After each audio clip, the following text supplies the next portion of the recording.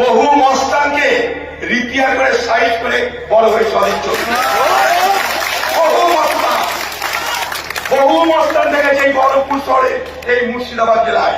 আমরা এমনি এমনি অজিত চৌধুরী হইনি, বহু মস্তানকে রিপেয়ার করে বড় হয়েছি।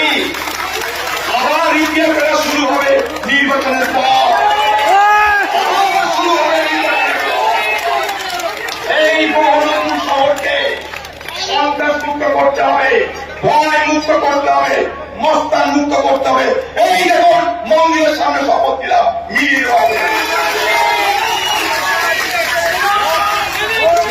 এটা মিউনিসিপালিটি ভোট নয়, পুলিশ আর মস্তান একসঙ্গে এলো আর মিলনীকে তাড়া করলো। এটা মিউনিসিপালিটির ভোট নয়। মুখে দেখেছেন আমার মুখে কিরকম কেন্দ্রীয় করে বেড়াচ্ছে, দেখতে পাচ্ছেন কেন্দ্রীয় চালিয়ে ধরে বেড়াচ্ছে কিনা, এখানে পুলিশ দৌড়াদৌড়ি করছে কিনা। মুখ দিয়েছি তাই ধরছে পুলিশ। এই পুলিশ মিউনিসিপালিটি ভোটে তৃণমূলের দালালি করে ভোট লুট করেছে, আর এই পুলিশ এখন আমার মুখে রাস্তায় আমার নিজে দৌড়াদৌড়ি করছে। এলাকার মানুষ মনে রাখবেন, বহরমপুরের মানুষের আজকে সব থেকে বড় দুর্বলতা কি জানেন?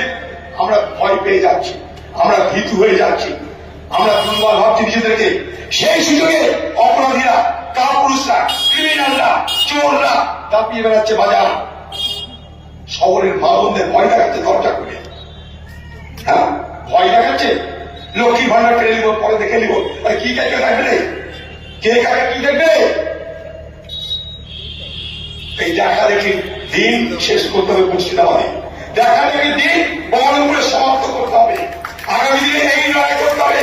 বহরমপুরের মানুষ আপনার কাপুরুষ নন, ভীতু নন, আপনারা ঐক্যবদ্ধ হন। খালি আমরা ঐক্যবদ্ধ নই, তাই তারা সুযোগ পাচ্ছে। আমরা একসঙ্গে কথা বলতে পারছি না, তাই তারা হিম্মত পাচ্ছে।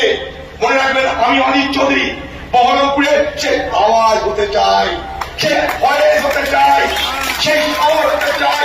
শুধু আপনারা থাকুন, এই শহরকে আবার যেখানে ছিল সেইখানে নিয়ে আসবে।